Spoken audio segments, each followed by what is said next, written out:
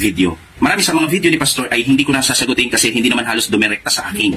Meron pong sasagot po na iba yan. Ipapakita ko po yan sa ibang pagkakataon. Pero may mga bagay na kailangan ko pong linawin. Kasi po, yung aking video na ina-expose about abortion, may mga arguments sila o pinalalabas na hindi naman daw talaga abortion ang dahilan kung ba't ako nag-expose. Gusto ko na daw talagang umalis sa Adventist, ginamit ko lang daw ang issue na ito o gumamit ako ng ibang tao para lang maka-exit ng maganda.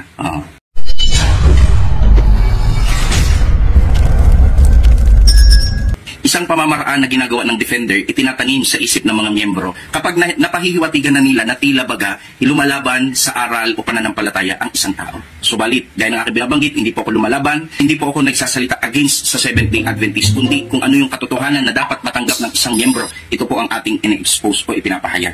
Kaya po gusto kong linawin po yan. Una, sabi ni Pastor, inalis ko daw yung salitang parang sa salita ni Brother Johnson Amican. Nung sinabi niyang yung lumabas na guidelines noong 1992 is parang hindi maganda ang guidelines. Sinabi ko daw na ito daw ay hindi magandang guidelines at ipinakain ko sa bibig ni Brother Johnson Amican para siraan lang daw ang Adventist. Ibig sabihin, binago ko daw yung sentido ng kahulugan o pahayag ni Brother Johnson Amican. Ayan. Ang tawag niya nga po dito is hindi magandang guidelines. Pero gusto ko lang pong ipaalala sa inyo na noon pa man, kahit na medyo parang hindi maganda yung guidelines na... si Johnson Amican yun, ha?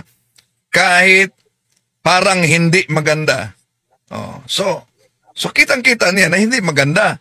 Pero sa mahayag niya niyan ay di siya sigurado na yung pagsang-ayon ba ng General Conference kaugnay sa abortion, kahit na sa mga batang may depekto, ay pinahintulutang i-abort.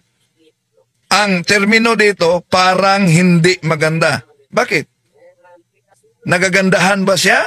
O di ba siya siguradong hindi maganda talaga ang deklarasyon, guidelines ng General Conference ng Seventh-day Adventist? Tuloy natin. Lumabas noong mga taon noon, 1970. Pati sabi ni Brother Johnson na parang hindi maganda. Hindi niya sinabing hindi maganda. At hindi rin... Tama. Merong parang hindi maganda. Di siya nanindigan na yung deklarasyon, yung inilabas na guidelines ay hindi maganda.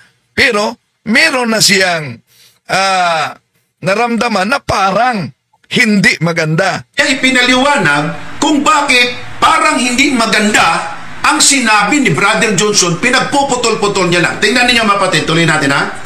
1991 o 1992, 1922 o 1992.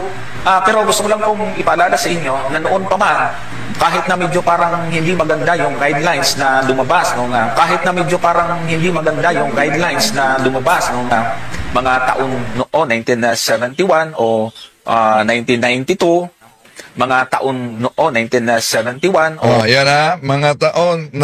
Tingnan niyo ang ministry magazine ninyo sa mga taong yan. 1992, 1922 o 1992. Bakit hindi magandang guidelines? Kasi nga, pag binasa mo yung nasa guidelines, hindi naman talaga kasi maganda. Tanya mapatid, ang ginawa niya, paulit-ulit. 1970, 1992, parang hindi magandang guidelines. 1970, 1992, parang hindi magandang guidelines. At least 2-3 bisis niyang paulit-ulit. Ganun lang kaiksi. Hindi ba lang binigyan niya ng justice kung bakit sinabi ni Johnson Amican na parang hindi maganda? Again, dito po sa kanyang video o sa kanya pong sinabi na atin pong makikita, hindi maganda ang guidelines ng Seventh-day Adventist. Inalis na yung salitang parang. Ano po yung aking masasabi dyan? Una, respeto kay Brother Johnson Amican. Yan po ay aking Ito, nagkagulo na talaga ang Sabadista. mentor. At yan po ang isa sa kinasangkapan ng Panginoon kung bakit ako po ay napaanig sa Seventh-day Adventist. So, ang masasabi ko po dyan is wala pong mali sa aking sinabi. Sinabi ko po na ayon kay Brother Johnson Amican, hindi maganda yung guidelines na lumabas. Bakit po? Kasi by contextual or konteksto, ang binabanggit ni Brother Johnson is 1992 Executive Committee Abortion Guidelines. Lilinawin ko po ha, yung 1992, kagaya ng pinagditiinan ni Pastor Dison, hindi po ito full in session. Ito po ay Executive. Kung naalala ninyo na nagkasagutan kami ni Pastor Dison, di ba ba? Kaya kahit nagkakontrahan na yung pahayag niya basta lang makalusot. Committee. Yung pahayag ni Pastor Dison, burahin nyo na po sa isip nyo ho yan. Kasi wala hong naniniwala po dyan na defender. Sarili lang po yan ni Pastor. Yan. So, yun pong 1992 guidelines, hindi po ito parang hindi maganda. Kasi pag sinabing parang hindi maganda, ang gustong ipatunog ni Pastor, hindi naman sinasabi ni Kuya Johnson na hindi maganda yung guidelines. Kumbaga, parang hindi maganda. Ibig sabihin is, maganda yung guidelines. Sa unang tingin, parang hindi maganda. Hindi ba? Yun naman ang gustong palabasin ni Pastor Dison. So, pag tinignan nyo po yung 1992 Executive Committee Abortion Guidelines, hindi po talaga parang hindi maganda po ito. Hindi po talaga parang hindi maganda ito. Ang tamang salita talaga dito. Sandali muna, may nag-comment dito si Darrell Guanzon. May iba't ibang grupo na ba ang SDN? Dami na! Dami ng mga iba't ibang grupo sa Seventh-day Adventist ngayon. Plus, ito pang grupo na ito, meron nga nagkakasuhan na dahil sa logo at pangalan. No?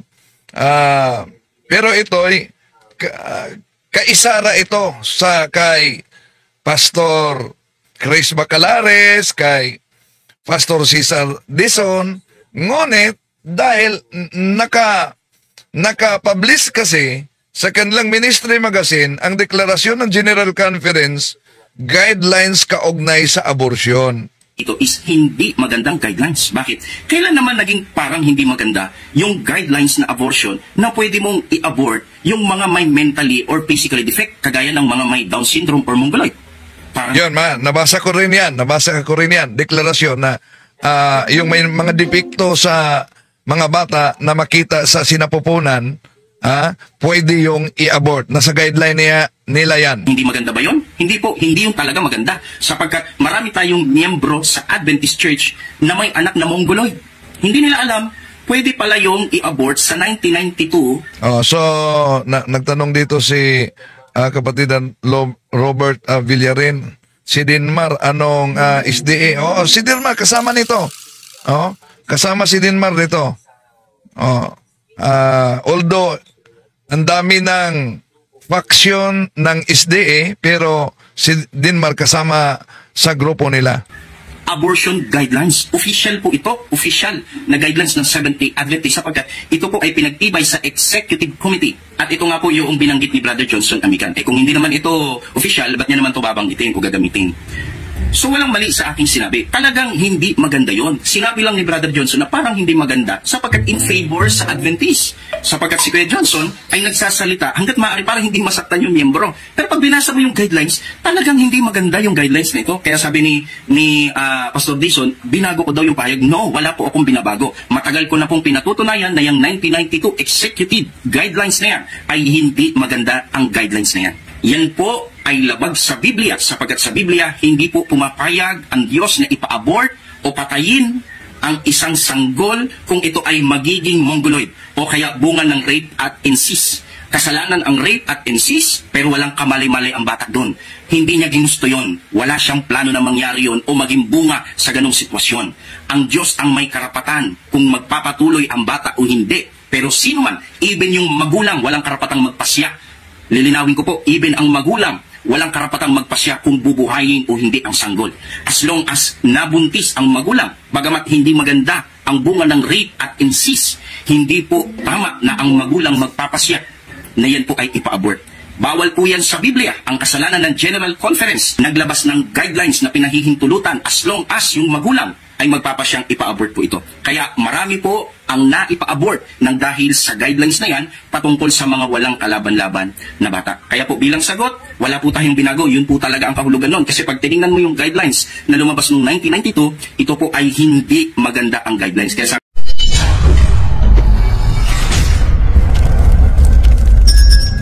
kapatid, kindly follow the Facebook page and YouTube channel Mr. 721 Catholic po. Marami tayong matutunan na mga magandang bagay. God bless. Magandang araw mga kapatid. Ako po si Earl John Mula. Sa Kristan po ako ni Father Darwin. Ini-invite ko po kayo na mag-follow and subscribe sa YouTube channel ni Mr. 721 Catholic. God bless po.